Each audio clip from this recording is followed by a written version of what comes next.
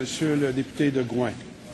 Alors, Monsieur le Président, je sollicite le consentement des membres de cette Assemblée afin de présenter conjointement avec le ministre du Développement économique, de l'Innovation et de l'Exportation et le député de Mercier la motion suivante.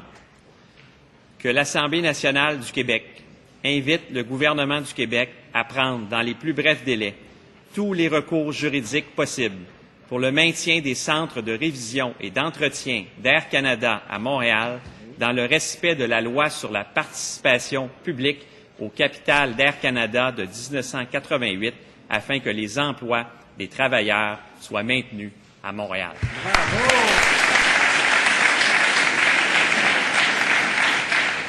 Bravo. Monsieur le leader. Pour débattre de la motion avec des interventions de l'ordre de 2 minutes et dans l'ordre suggéré, à savoir le député de Gouin qui serait le premier intervenant, le député de La Prairie qui veut intervenir, le député de Mercier qui serait intéressé à intervenir et le ministre du Développement économique et de l'Innovation qui clôturerait le débat, Monsieur le Président. Madame la députée de Lotbinière. Monsieur le Président, je demande que Monsieur le député de La Prairie soit conjoint à cette motion. Très bien. Alors, motion conjointe incluant le député de La Prairie. Donc, j'ai compris 4 intervenants pour une durée d'environ 2 minutes, en commençant par Monsieur le député de Gouin. Monsieur le Président, en avril 2011, des travailleurs d'Aveos se sont déplacés à l'Assemblée nationale du Québec. Ils craignaient alors pour leur emploi. On a interpellé le gouvernement du Québec à ce sujet. 1 an plus tard, ils sont de retour à l'Assemblée nationale du Québec. Ils n'ont plus d'emploi. Ils ont été mis à pied par Aveos dimanche dernier. Hier, Aveos a commencé à liquider ses actifs.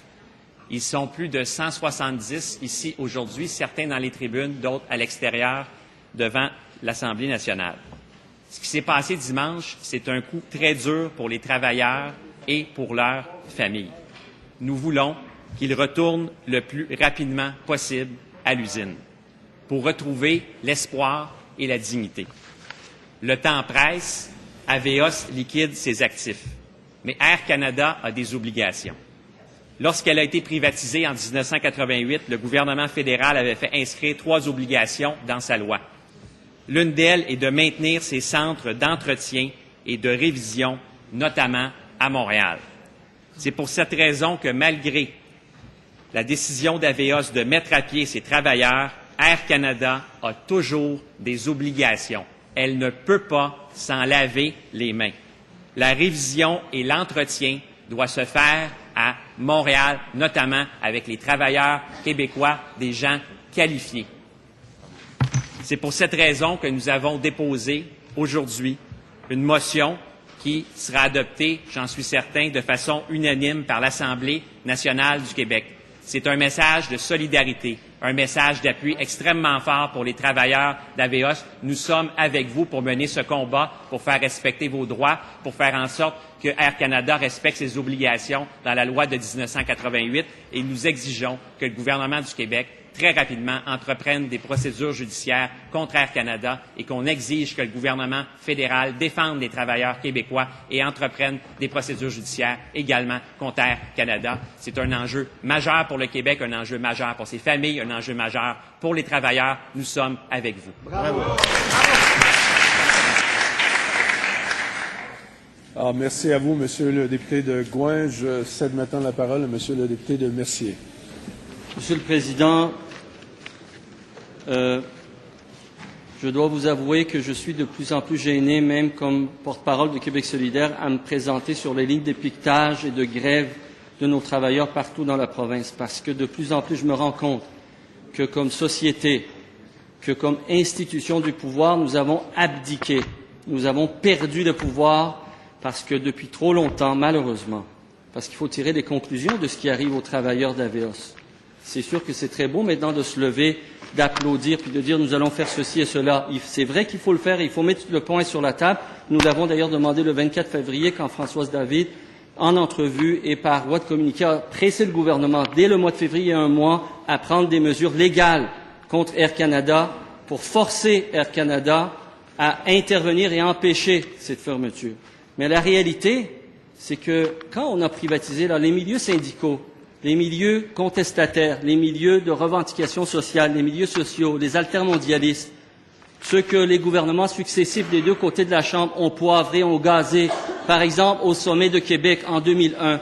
Qu'est-ce qui vous mettait en garde? Il disait, c'est ça la mondialisation, c'est ça la privatisation. Quand vous remettez les rênes de toute l'économie entre les mains des marchés financiers, quand vous vous mettez constamment à genoux devant les investisseurs étrangers, c'est ça que ça donne. Là, après, il faut réparer les pots cassés. La réalité est que Air Canada est maintenant une entreprise totalement privée qui méprise ses travailleurs, qui méprise ses pilotes, qui méprise ses employés de bord, qui méprise le Québec, qui méprise la langue française, qui méprise ses propres engagements par la loi. Et on n'y peut rien. Pourquoi? Parce qu'on leur a donné tous les droits. Et c'est là que le bas blesse. Et j'espère qu'on va en tirer les conclusions. J'espère qu'on va se rendre compte que dans des secteurs stratégiques comme ça, il faut cesser les privatisations et de donner tous les droits au marché. Je vous rappelle que c'est un gouvernement conservateur dans lequel se trouvait le premier ministre actuel du Québec qui a privatisé Air Canada. Et à l'époque, M. Mulroney, qui chantait les mérites de la mondialisation, de la libéralisation et des privatisations, était suivi dans toutes les chambres de commerce par un autre grand économiste naïf qui s'était laissé berner par la douce illusion de la privatisation. Il s'appelait Bernard Landry. Et c'est ces politiques-là qui nous conduisent actuellement dans la situation actuelle. C'est à la privatisation qu'il faut s'opposer. Alors, Monsieur le député de la Prairie. Merci, Monsieur le Président. Un plaisir de saluer au nom de ma formation les travailleurs ici présents. On parle de 2000 emplois qui sont en jeu, Monsieur le Président. C'est énorme. C'est plusieurs travailleurs, puis une situation très difficile qui ne mérite surtout pas ce qui est en train d'arriver. Vous savez, Monsieur le Président, il y a ces travailleurs-là, mais il y en a plein d'autres aussi au Québec. Vous savez, mes collègues députés le vivent au quotidien. Il y a beaucoup de pertes d'emplois, beaucoup de fermetures, puis ça touche plusieurs familles. Dans ce cas-là, on a une prise. Il y a une loi. Il y a une loi qui est claire dans laquelle la compagnie s'était engagée à maintenir les activités à Montréal. Il y a une loi à faire respecter, Monsieur le Président. Et en plus de ça, le gouvernement a été averti il y a 1 an du risque. On a des conditions pour faire respecter ces travailleurs-là. Mais qu'est-ce qui s'est passé depuis que le gouvernement a été averti? Aujourd'hui, on l'a su. Hein? En réponse aux questions, qu'est-ce que le gouvernement a répondu? Le gouvernement n'a pas appelé le gouvernement fédéral. Le premier ministre du Canada n'a pas été interpellé par le premier ministre du Québec. Ils ont eu 1 an pour le faire. Ça, c'est grave, Monsieur le Président. Aujourd'hui, les travailleurs nous font une belle démonstration de solidarité. Ils viennent à Québec, nous interpellent. Les députés aussi font une démonstration de solidarité en se ralliant derrière leur cause. Maintenant, il nous manque l'action du gouvernement du Québec pour que ces travailleurs-là retournent travailler. Merci, Monsieur le Président. Monsieur le ministre responsable du Développement économique. Monsieur le Président, je veux réitérer encore une fois à Marcel Saint-Jean, à tous les travailleurs qui sont ici présents, aux 1800 travailleurs et 4000 travailleurs indirectement ou directement concernés par cette fermeture sauvage, que le gouvernement de Québec va les accompagner durant toute leur démarche. Nous allons faire évidemment toutes les recherches nécessaires pour trouver quel recours juridique le plus efficace pour mettre la pression sur Air Canada. Mais selon moi, ce n'est pas seulement ça qu'il faut faire. Il faut aller plus loin. Parce que ce que nous voulons, l'objectif que nous voulons, Monsieur le Président, c'est que ces travailleurs présents ici, les travailleurs à Montréal qui vivent une situation difficile, trouvent un emploi le plus rapidement possible, au-delà des recours juridiques. Pour ça, Monsieur le Président, nous allons voir de quelle façon que Aveos, parce qu'il faut parler de la compagnie Aveos qui emploie ces travailleurs-là, de quelle façon cette compagnie-là peut sortir de la LAC, la loi sur la protection, la faillite, et en même temps, Monsieur le Président, de voir quels sont les moyens qu'on peut travailler pour aider ces travailleurs-là à retourner le plus rapidement possible. Pendant cette période-là, Monsieur le Président, il ne faut pas l'oublier, je sais que ma collègue, la ministre de l'Emploi et de la Solidarité sociale, a mis tous les moyens nécessaires en place par le biais d'Emploi Québec, Emploi Montréal, pour aussi accompagner le travailleur pendant cette période-là. Monsieur le Président, nous sommes engagés, je l'ai dit ce matin à Marcel Saint-Jean, je le dis encore. Et aussi, nous avons l'intention de faire une bataille avec les autres provinces aussi, Monsieur le Président. Comme j'ai dit ce matin, j'ai parlé avec, d'ailleurs, Marcel Saint-Jean, il était avec moi, quand j'ai parlé au ministre du Manitoba. Nous allons parler au ministre de l'Ontario. Nous allons faire un front commun pour défendre les intérêts de nos travailleurs en premier, puis les autres travailleurs aussi dans cette situation-là.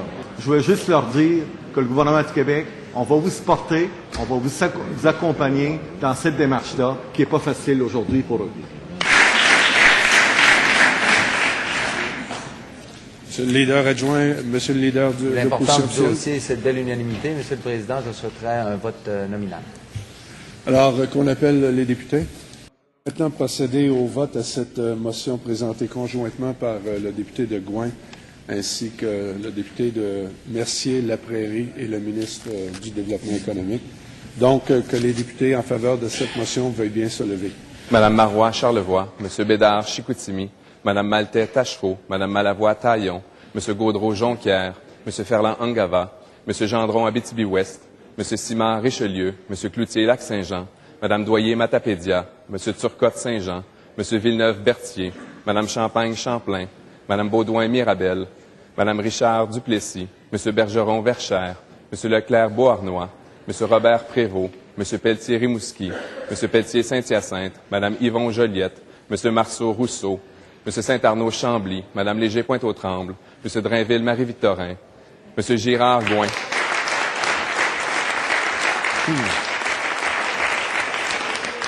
Monsieur Blanchette Drummond, Monsieur Bérubé Matane, Monsieur Pinard Saint-Maurice, Monsieur Lemay Sainte-Marie-Saint-Jacques, Monsieur Pagé Labelle, Monsieur Cousineau Bertrand, Monsieur Dufour René Lévesque, Madame Ouellette Vachon, Monsieur Coteau Bourget, Madame Richard Marguerite Diouville, Monsieur McKay l'Assomption, Monsieur Tremblay Masson, Monsieur Simard Kamouraska-Témiscouata, Monsieur Traversy Terrebonne, Monsieur Boucher Johnson, Monsieur Charret Sherbrooke, Madame Beauchamp Bourassa-Sauvé, Madame Courchaine Fabre, Madame Gagnon-Tremblay Saint-François, Madame Veil Notre-Dame-de-Grâce, Monsieur Bachand Outremont, Monsieur Bolduc Jean Talon, Madame Blais Henri Sainte-Anne, Monsieur Lessard Frontenac, Madame Thériault Anjou, Monsieur Corbeil Abitibi-Est, Monsieur Auclair Vimont, Madame Saint-Pierre Acadie, Madame Ménard Laporte, Madame James Nelligan, Madame Vien Bellechasse, Monsieur Kelly Jacques Cartier, Monsieur Paquette Laval des Rapides, Monsieur Moreau Châteauguay, Monsieur Arcan Mont-Royal, Monsieur Amadou Hébert, Monsieur Dutil Beauce-Sud, Madame Charlebois-Soulanges, Madame Boulay-Laviolette, Monsieur Vallière-Richemont, Monsieur Gignac-Marguerite-Bourgeois, Monsieur Simard-Dubuc, Madame Saint-Amand-Trois-Rivières, Monsieur Marsan Robert-Baldwin, Monsieur Paradis-Brome-Missisquoi, Monsieur Marcoux Vaudreuil, Madame Lécuyer-Pontiac, Monsieur Bergman Darcy-McGee, Monsieur Gautrin-Verdun, Monsieur Bachar-Tabasca, Monsieur Bernard Rouyn-Noranda-Témiscamingue, Monsieur Morin Montmagny-Lillet, Monsieur Reed-Orford, Monsieur Dubourg-Villot, Madame Gaudreau-Hall, Madame Gontier-Mégantic-Compton, Monsieur Ouellette-Chemédé, Monsieur Slavounos-Laurier-Dorion, Madame Vallée-Gatineau, Monsieur Billette-Huntington, Monsieur Carrière-Chapelot, Monsieur Laouillet-Lévy, Monsieur Huot-Vanier, Monsieur Drolette-Jean Lesage, Monsieur Diamond Masquinongé, Monsieur Damour Rivière-du-Loup, Monsieur Chevary-Île-de-la-Madeleine, Madame Charbonneau-Millil, Monsieur Mamelonnet-Gaspé, Monsieur Matt Portneuf, Monsieur Pigeon-Charlebourg, Madame Rôti-Rôti Jeanne-Mance-Vigée, Monsieur Arsenault-Bonaventure, Monsieur Kadir-Mercier, Madame Lapointe-Crémazie, Monsieur Deltel-Chauveau, Madame Roy-Lebinière, Monsieur Caire-Lapelleterie, Monsieur Rebello-Laprairie, Monsieur Gauvreau-Groux, Monsieur Picard Chute-de-la-Chaudière, Monsieur Raté-Blainville, Monsieur Bonardel Shefford, Monsieur Hossan Nicolas-Yamaska, Monsieur Charette de Montagne, Monsieur Grondin-Beaucenard, Monsieur Macmillan Papineau. Que les députés contre cette motion veuillent bien se lever. Y a-t-il des abstentions? Alors, résultat du vote, Monsieur le secrétaire général. Pour 113, contre aucun, abstention aucune. Alors, la motion est adoptée.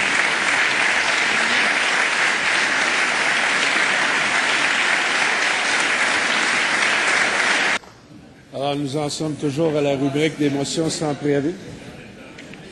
Alors, Monsieur le leader adjoint, Monsieur le leader de l'opposition officielle. Sur mon bras, vous transmettrez cette motion au Parlement fédéral. En tout cas, s'ils ne reçoivent pas nos coups de téléphone, au moins ils recevront les motions de l'Assemblée nationale. Très bien. Monsieur le leader adjoint du gouvernement. Je suis bien d'accord à appuyer mon collègue de l'opposition actuellement d'envoyer ça au Parlement fédéral. Est-ce qu'on pourrait aussi envoyer ça au ministre des Transports fédéral pour qu'il soit avisé de la position du gouvernement du Québec? Très bien. Alors, la motion sera expédiée au gouvernement fédéral. Donc, et au ministre des Transports du gouvernement fédéral.